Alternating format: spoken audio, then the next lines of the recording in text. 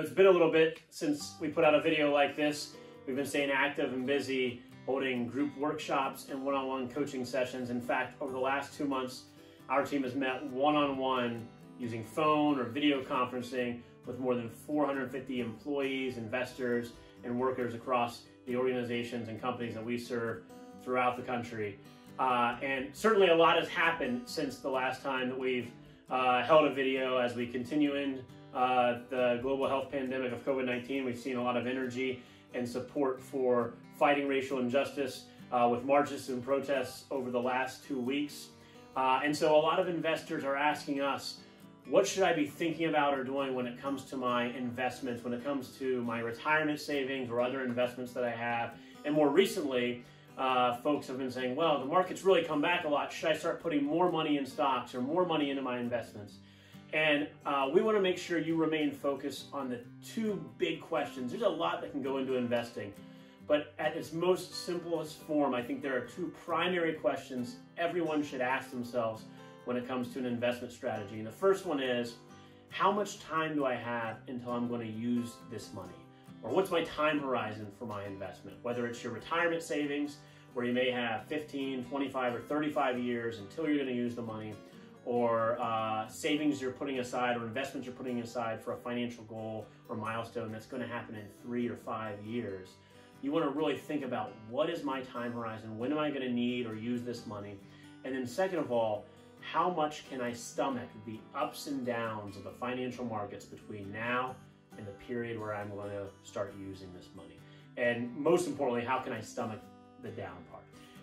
The period between mid-February and mid-March, where we saw a furious sell-off in the markets, is a great exercise in reminding us how challenging and uncomfortable and painful it can be when the markets go down.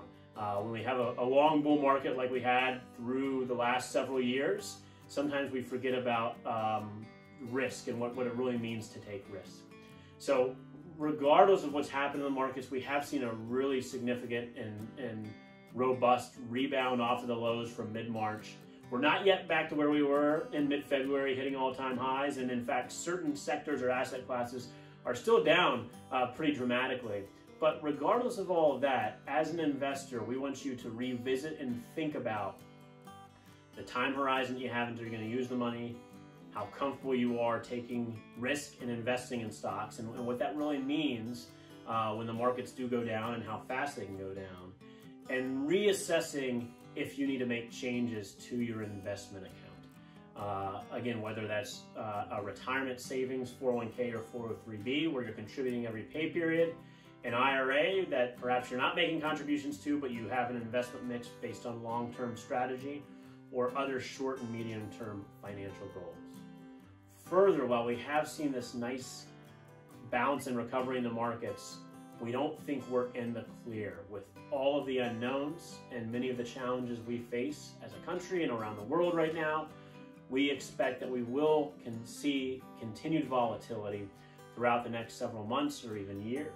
And as an investor, this is something to be expected, that there are going to be dramatic ups and downs in the markets.